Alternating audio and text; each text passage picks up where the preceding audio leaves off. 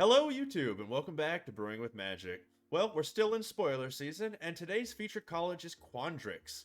But before we get into the Quandrix cards, we're going to go into the cards that we didn't get into from yesterday, and then we're going to get into those. So before we do all that, though, how you doing, Will? Oh, I'm doing great, and it's good to see everybody, and thanks for joining us again. We are super excited. We're so close to getting to that 100 mark, and we just want to remind everybody that for everyone who does subscribe, and once we do get to 100 subscribers, we will pull a random name from you and be able to give you 3,400 gems, and we're super excited to do that. So keep watching and keep subscribing, share with your friends, and pass us along. Thank you very much. Let's get into some cards now. So first up, we have Culmination of Studies, which is 1 red, 1 blue, and X. It's a sorcery. Exile the top X cards of your library. For each land card exiled this way, create a treasure token. For each blue card exiled this way, draw a card. For each red card exiled this way, Culmination of Studies deals 1 damage to each opponent. So, do we like this? Yeah, I think this is going to be a really good draw mechanic for those decks that, especially, I know this is coming out for Is It? And having that blue-red, you're already drawing, you're already doing damage. It's a really awesome late game card as well. So even when it comes up mid-range, late game, early, you can kind of plan for it. But I like what it does because for each land exiled, you're creating a treasure. So cool, you're able to pump up and maybe get to extra stuff later. But the blue is really good, and that's what makes me happy, because if you're playing this and you're able to draw more and accumulate more, maybe you just want to deal them out 2 or 3 more damage, and for every red spell that comes up, now you're hitting them directly in the face. I think this card is also going to be a really good card for Commander. I think it's going to be one of those late bomb cards that really kind of pushes those Is It decks over the top. Got it. Okay, I can see this being a great card. For some reason, I don't know, maybe I just want it to be. I see it being a horrible card. I'm not betting either way. So I'm not putting my money on that one yet, but it looks interesting. I want it to work. Okay, now we have Leonan Lightscribe. 1 white, 1 colorless creature cat cleric. It is a 2/2 with Magecraft. Whenever you cast or copy an instant or sorcery spell, creatures you control get +1/+1 till end of turn. I think I like it. Yeah, this seems like a interesting card. It's a good pump spell card. You're already playing maybe like a mono white, like white weenie deck, or maybe a Boros deck, and you're really just trying to get over the edge. I mean, I can actually see this doing really well also in Greed White in the Selesnya deck, especially if you're able to manipulate the, they already have counters. Now you're giving them +1/+1 as well, while you're pumping the rest of your creatures. So I think it's very multiversed. Again, it falls in that 2/2 slot. So, if you bring it out on turn 2, you might just watch it just die again to that Bone Crusher that you're always afraid of. But if you're able to drop it maybe on turn 3 and then still protect it and then still pump the rest of your creatures at the same time, I think it could be a pretty strong card. Well, I absolutely love this card. I'm not going to lie. I see this in a deck that's playing a super aggressive white deck with a lot of creatures, maybe Clarion Spirit even, and then Basari Solidarity. I mean, can you imagine on turn 4 playing Leonan Lightscribe and then going into a Basari Solidarity? So now all the creatures you already had in play get +1/+1 counters and get +1/+1 until end of turn. I think that's probably a game winner. So I like this card a lot. Yeah. So... okay, and next we have our first Moto card for the day, which is Exodus Auric Overlord. 2 black, 1 white, 1 colorless. This side is a legendary creature human warlock that is a 2/4 with double strike and has Magecraft. Whenever you cast or copy an instant or sorcery spell, return target non-legendary creature card from your graveyard to your hand. I wish that said battlefield. I'm asking too much. The other side is Awaken the Blood Altar. 1 red, 1 black, 6 colorless sorcery. As an additional cost to cast this spell, you may sacrifice any number of creatures. This spell costs 2 less to cast for each creature sacrificed this way. Okay, now I'm interested. Let's read the rest. Each opponent sacrifices a creature. Create a 3/6 black and red avatar creature token with haste, and whenever this creature attacks, it deals 3 damage to each opponent. In the right deck, I see a whole lot of advantages for 1 red and 1 black. Yeah, this is really going to be good for Mardu decks, which I really enjoy. Like when you're playing aristocrat decks in general, you already have a theme and a theory of what you're really trying to do. What I like about this is that you can play multiple of this guy in your deck. So he comes out for his Orzhov side, black and white, and you're able to recur some of the cards that you've already killed based on maybe a kill spell. So you're like, hey, I'm going to get this guy, I'm going to put it back to my hand, and now I can play it again. But what I really like is the Awakening the Blood Avatar side as well. So say you need a sack outlet, so you want to deal some extra damage or do something with some of your cards that or some of your creatures already in play, then you can use this side, get the extra damage that you're trying to do, maybe sack some of your own creatures to make something else synergistic happen as well. Now you're also creating a 3/6 and you get haste. So if you're able to deal with anything on the board, this thing hits. Not only are you doing 3 damage, you're doing an additional 3, so you're doing 6 right off the bat with this. And one thing that I was talking to some of my friends about was this is going to make a really interesting commander as well, because you can play the sorcery side as well. If you have the right outlet, Really? you could almost go infinite by running the creatures that you want to sack out. And if you're able to pump it into itself, then basically you're always going to be able to pay for the colorless side. So that means you're only paying 1 red and 1 black if you have enough sack outlets to do. And since it's a commander, it's you can just keep doing it over and over again. So keep making more 3/6s with haste. So I'm really interested in seeing how we can manipulate this, at least on the command side as well. Yeah, I think we're going to see a few copies in standard, so that's going to be a really fun one to keep our eye on. Okay, next we have Conspiracy Theorists. 1 red, 1 colorless for a 2/2 creature that is a human shaman. When Conspiracy Theorist attacks, you may pay 1 and discard a card. If you do, draw a card. Then, whenever you discard 1 or more non-land cards, you may exile that card from your graveyard. If you do, you may cast it until the end of this turn. This card seems super strong. Yeah. Yeah, it's going to have a lot of trickery effects, which I think is really neat. Plus, on top of that, with red, sometimes you don't have a mana sink, and he's giving you a mana sink. So the ability to discard and draw and then play from, I think that is going to make him really well and active in red decks, and make it very useful for Spellslinger decks in general. And since we've seen a lot in Prismari, it's been really good that he's going to be one of those mechanics that's definitely going to take you over the top, I think, to take out your opponent. I think this is a really strong card. Just as an example of what I'm thinking about with this card, once again, I'm on the rush side of things, is if you have the mana available and you're going to play a card, let's say Shock, you're always going to discard this card after you attack and then cast it out. From that way you're drawing a card and then still casting the card that you were going to cast and get advantage out of it. So I think this is a really good card. Now we have Verdant Mastery. 2 red, 3 colorless sorcery. You may pay 2 colorless and 2 red rather than pay this spell's mana cost. If 2 colorless and 2 red cost was paid, an opponent discards any number of cards, then draws that many cards. Then search your library for up to 3 cards, put them into your hand, shuffle, then discard 3 cards at random. Hope you pay the full mana cost. Yeah, I was gonna say, when I first read this card, I was like, well, that's fun. So we get to really help our opponent out if we want to pay 1 less. We still get our effect, but I just don't feel like the our effect is worth giving them 3 cards, like letting them draw, discard any number of cards, then draw that many cards, because we're basically helping them cycle into maybe their win con, helping them cycle into whatever they need to get their job done. Now, don't get me wrong, I like to search my library for up to 3 cards and put them in my hand. And then the discard at random, though, is the part that troubles me the most with this card, because I could get all 3 of the ones that you just drew. So you got 0 value. And if you're paying the 4 for that instead of the 5, you lost all the value and you gave them all of the value. So I'm really not on board with this card.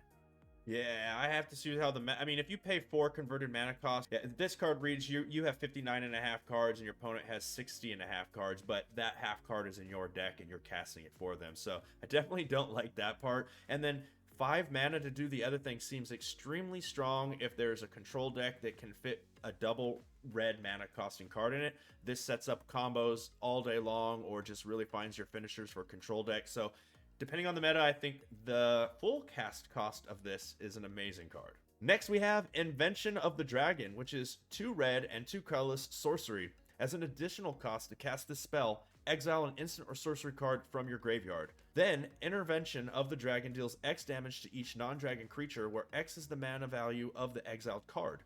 If a creature dealt damage this way would die this turn, exile instead. Exile Intervention of the Dragons. So there's a lot of text going on there. What does it mean? It means that red has another board wipe. And the good part about this is, if you're a Spellslinger deck and you're already moving forward, and say you're a control deck and you're already moving forward, you're already casting spells. So the goal is, there are a lot of 4, 5, 6, 7 spell drops that are instants or sorceries. So when this comes up, it's not going to be an early game one unless you're trying to get rid of like 2 drops or something along those lines.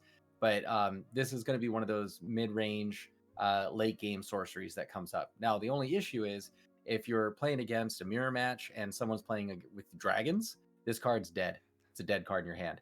So, but what we're seeing early on with a lot of the quick meta, when you're playing against like mono white or mono red or even like stompy green, this card could be the answer for a lot of it. Thus, because it's just a across the board wipe for red. Right, and it's like, can we give Goldspan Dragon like more better cards? Like, this is just a really fun looking card. I definitely have a Dragon Tribal deck coming my way. I hope, Will. Yep. Okay, Yep. I'm gonna want that because this looks really fun. Okay, and next we have Strixhaven Stadium. I hope you are someone who likes rules. This is going to be the card for you. It is 3 colorless. It is an artifact. You can tap it and add 1 colorless. Put a point counter on Strixhaven Stadium. Then, whenever a creature deals combat damage to you, remove a point counter from Strixhaven Stadium. And last, whenever a creature you control deals combat damage to an opponent, put a point counter on Strixhaven Stadium. Then if it has 10 or more point counters on it, remove them all and that player loses the game. So 2 things to note real quick. You don't win the game in multiplayer immediately unless it's just you and 1 person left. You only knock that 1 person out. And the other thing to note is putting a counter on it by adding mana. The first ability will not win you the game. You have to attack and hit them with the creature, and with that ability on the stat be the 10th one. So, Will, is this any good, or is this a whole lot of line text for judges to have a field day with? I know, right? Well, it is tricky, but I still think it's a great card because even in control decks, you can hold them back long enough. Say you're able to get your point counters up to a 9 or higher, and then you're able to take that extra turn, get 2/1/1 birds, and then the very next turn swing with one of those birds, triggers, you tap it, or it triggers, and then you're able to kill your opponent. So yeah, I think you can still go that route, or you can just go the I'm just going to go beatdown route, and I'm going to play go wide and try to hit you with a bunch of smaller creatures, do a bunch of things, have some blockers, all that kind of fun stuff, but still get to those 10 counters and take them out as well. So I think if this card is in play and it is on the board, this is a card you have to remove because it always will be putting that constant threat of it can just beat you if they get through. Got it. Okay. And before we get into Quandrix, we have one more card to look at, which is Sinister Dominance, which is a 3 colorless, 1 black instant. You may pay 1 colorless, 1 black instead of paying this spell's mana cost. If you pay 1 colorless and 1 black, an opponent may draw a card. Then, exile target creature or planeswalker. I don't want my opponent drawing a card, but I think this might be the first time I might actually cast one of these style cards that we've been seeing for its smaller mana cost. What are we doing here? Yeah, I agree. I think this is the word exile is what got my eye. So if it means that my opponent gets to draw 1 extra card, but I get to exile a planeswalker, or I get to exile a Toski, yeah, I'm gonna do it. I'm gonna let them draw a card. But if I do have that 4 mana up and I still can do this, then great. That's a little win for me. But for the most part, paying 2 to exile probably most destructive creatures in the game, I'm totally down. They can draw 1 card. And then late game, you get no card. Yep. Okay, let's get into Prismari. First, we have Tanazir Quandrix, which is 1 blue, 1 green, 3 colorless legendary creature Elder Dragon, which is a 4/4 flying with trample. Tanazir Quandrix enters the battlefield, double the number of +1/+1 counters on target creature you control. Then, whenever Tanazir Quandrix attacks, you may have the base power and toughness of other creatures you control become equal to Tanazir Quandrix's power and toughness until end of turn. Man, you gotta really have a love for words in this set. So tell me about all of these words.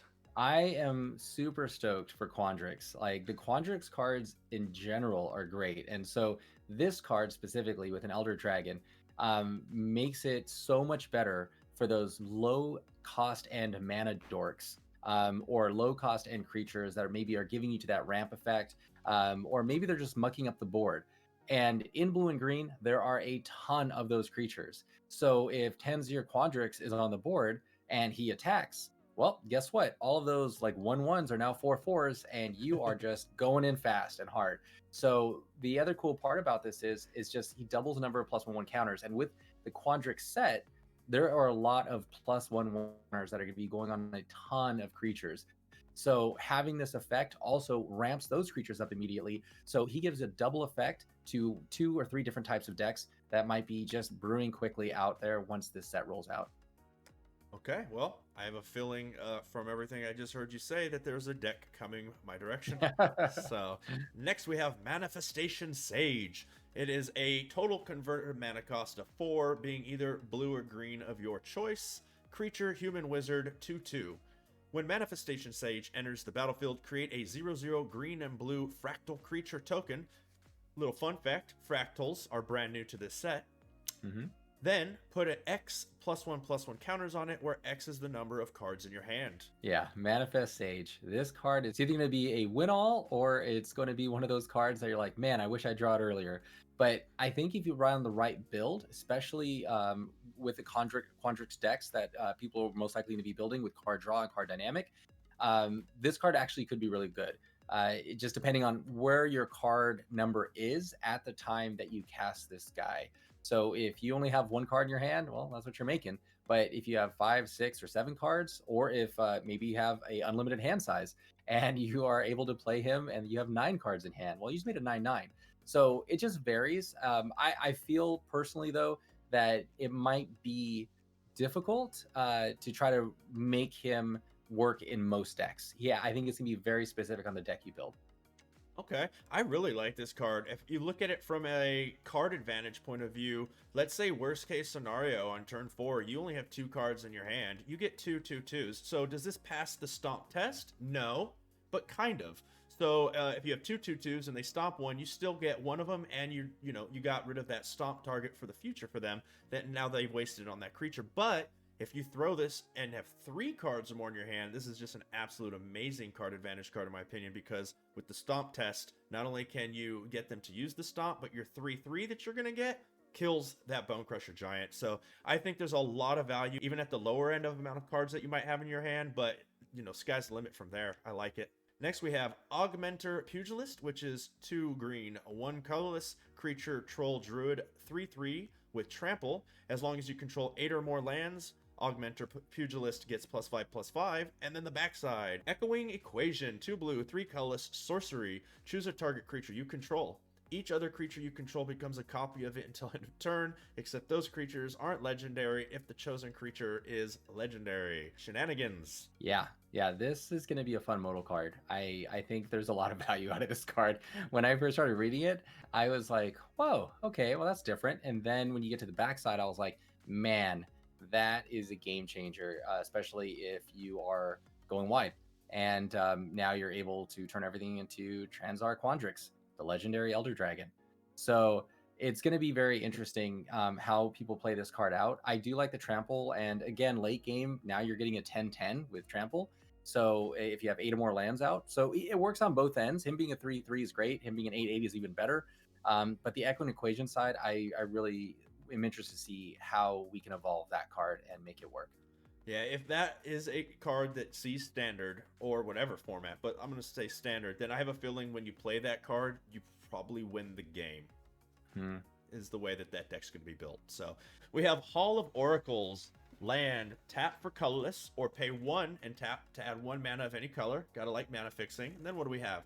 Tap, so you don't even have to pay anything. You can just tap it. Put a +1/+1 counter on target creature. Activate only as a sorcery and only if you've cast an instant or sorcery spell this turn. I see potential. Yeah, I do too. And with Quandrix, and again with all of the +1/+1 counter mechanics that we're going to see, I think you're going to see this card specifically in a lot of Quandrix-esque decks to try to bust out that extra +1/+1 counter. Or it even can go in those mono color decks like mono red or mono black, where you're just trying to put another +1/+1 counter on a target creature because you're going to cast a spell anyways. So say you bolt somebody in the face and then put a +1/+1 counter on that red creature and then swing in for, now it's a 2/2 versus a 1. I think this could be a good pump land for those quick burn decks that are trying to just go over the top. Now let's do Verdant Mastery. 1 green, 5 colorless, sorcery. You may pay 3 colorless, 1 green, rather than pay this spell's mana costs. Uh-oh, what is that going to mean for us? Search your library for up to 4 basic land cards and reveal them. Put one of them onto the battlefield tapped under an opponent's control if 3 colorless, 1 green cost was paid. Put 2 of them onto the battlefield tapped under your control, and the rest of them into your hand, then shuffle. So this is another one of those cards where, like, is it worth the pain for giving them what maybe they're mana short and you're ramping them to kind of get what you need? Or do you wait out and you pay the full 6 for this spell to put them on the battlefield and put others into your hand? So I don't know. I think this is a card that is more of a feel bad card, in my opinion. But again, I'm not a fan of always supporting my opponent to give them what they need unless I get a true benefit. And maybe I do need 2 basics real quick and I need to move something around, and this is the only way to do it. But still, I'm not a fan of this card. Well, I'm going to tell you I'm on the fence, and let me be the opposite of the other cards. At 6 converted mana cost, I'm cold. I don't like it all.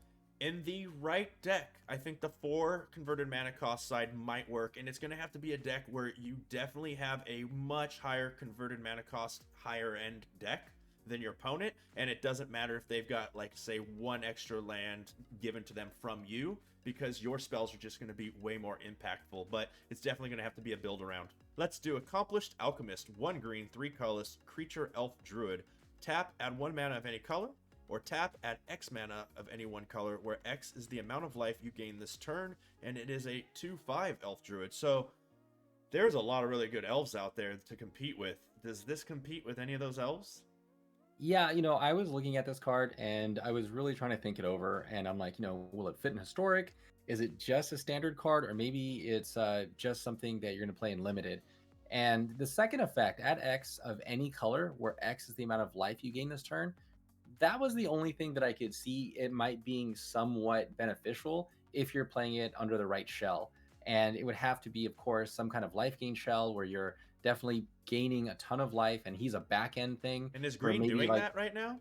Well, not by itself. Right? You would literally have to be putting this in with like green black, green white, something along those lines. So when you're actually doing maybe a swing to attack and your creatures maybe have lifelink, and you're able to gain a ton more life, then on the second main phase, put out a bigger spell. So maybe you do lifelink for 4. You have 2 creatures that have 4, so you're hitting for 8. So then now you tap him, and now you have 8 mana of 1 color type. That might be enough to want this card in your deck. But by himself in a deck that isn't producing that kind of momentum, I just don't think it's going to be good enough. Got it. Okay, Ecological Appreciation. 1 green, 2 colorless, X sorcery. A mythic sorcery. Let's see what you do. Search your library and graveyard for up to 4 creature cards with different names that each have a mana value X or less, and reveal them. An opponent chooses 2 of those cards, shuffle the chosen cards into your library, and put the rest of them onto the battlefield. Exile this card. Woo. Yeah, this is going to be a fun card. I'm excited for this one, especially in Historic. If you're playing Historic Elves, this card alone is just going to be spicy for your deck. It should be an auto include, just because you can get what you need. You can ramp up to it super quick, get the creatures that might pump your other elves, and just throw you over the top. In Commander, I think this card is going to be amazing, just because, again, it's another tutor for whatever you need. And the good part is it's a value X or less. So the good part for this is that you're not limited. So it's not like one of, and then maybe another one that's mana converter cost that's a little bit different. They all are the same. So that's what makes this so much better as a card, I think. Yeah, something tells me we're going to see this in some kind of a shell, and I have a feeling it might go into creature mid-range shell and or a control shell. Who knows? Let's see. That is a really fun looking card. And next we have Body of Research, which in my opinion is a sorcery that is going to end up being the biggest creature you've ever seen in Magic the Gathering from just 1 card. So it is 3 blue, 3 green, sorcery. Create a 0/0 blue and green fractile creature token. Put X +1/+1 counters on it, where X is the number of cards in your library. And in case you think I said that wrong, no, number of cards in your library. Will, I think this looks fun. Yeah, this is going to be this is a beatdown card. So you're going to be able to just instantly, put down maybe on turn 6, a 40 some odd creature. And then if you're playing this in red, you fling it at their face. I don't know, and that's an instant win. The other cool part too is so many cards right now in this set specifically are letting you recast stuff from your graveyard. So if you have the right schools together, not only can you cast this once, but you actually have a chance of maybe even casting it again. You also have other cards right now that are letting you dual cast. So if you have, say 8 mana, yeah, you're like, oh, it's 8 mana. Well, how are you going to win? Well, I'm just telling you, it is possible. So if you play this for 6 and then you dual cast it for 2, now you have two 30 some odd creatures on the battlefield. So I don't know. I'm thinking this card is definitely going to see play. It's going to be a little tricky because again, 3 green, 3 blue, so there's no colorless factor. You have to get the right color devotion to do this. But like, I still think it's going to be played in a lot of decks just to see what happens. And for all you brewers out there that are having a blast with cards like this, keep in mind something like Grook's Uprising or something that's going to give your creature trample probably should be in your front 60 because it's going to feel really bad if you're swinging with a 40-40 that gets chump blocked every turn. Yep. And lastly, we have a blue card for you today. It is Teachings of the Archaics. 1 blue, 2 colorless, sorcery lesson. If an opponent has more cards in hand than you, draw 2 cards. Draw 3 cards instead, and if opponent has at least 4 more cards in hand than you. Yeah. I mean, as a lesson, I mean, if that's in your finally found sideboard, it. right? I mean, that's the one. Found it. I'm telling you right now. Like I was waiting. I was so waiting for a card in the lesson slot that was going to be the one card where I'm like, that's the one. Yeah, and right? we found it. This is one of those lesson cards where you're like, yes, I would like card advantage, please, or not advantage, but I would like to come back from being short cards. And this is one of those cards where if you were able to pull this out from a lesson category and it's just off to the side, great. If you want to put this in your deck, great. It fits both sides. So I'm really actually happy that we finally got a lesson that is probably noteworthy. Now, I agree, it probably is decent in your deck, but for me, 100%, this is going into my side 15, and what I'm super excited about is in best of 3, of course, you're probably only going to run one of this, but maybe I'm wrong, maybe you don't, but where I'm going with this is in best of 1, depending on if there's not enough good lessons, you just throw 4 of that in your sideboard, and then anytime you can get a lesson, anytime you can learn, you go and get the next one, and you just refill again. This might be good in like an Izzet aggro deck that maybe stalls out if there's a proper card that has learn on it. So I'm all about this lesson. I think I've been taught something with this card. So, so that about wraps it up for today. But before we go, I do want to remind you all that we are almost at 100 subscribers. And when we do hit 100 subscribers, we're doing something special. But what is that, Will? We're going to be giving 3,400 gems away to one of you lucky subscribers. So sign up, share, hit the like button. Okay, Will. Well, thank you very much. So don't forget, smash that subscribe button, like the video, and as always, until next time, have a blast in the arena.